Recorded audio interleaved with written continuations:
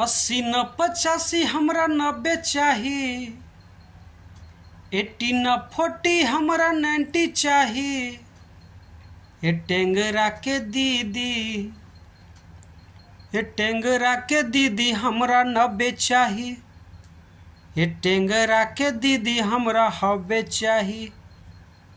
ये टेंगरा के दीदी हमरा 100 चाही। हे 80 न 85 हमरा 90 चाही। काहे तू दहेज जीजा मांगे ला बेकार में, काहे अपन मन भटकौले बड़ा कार में, कौन खुशी मिले नहीं दीदिया के प्यार में। 2 कट्ठा जमीन दा अपना बहिन दा, 2 कट्ठा जमीन दा अपना बहिन दा।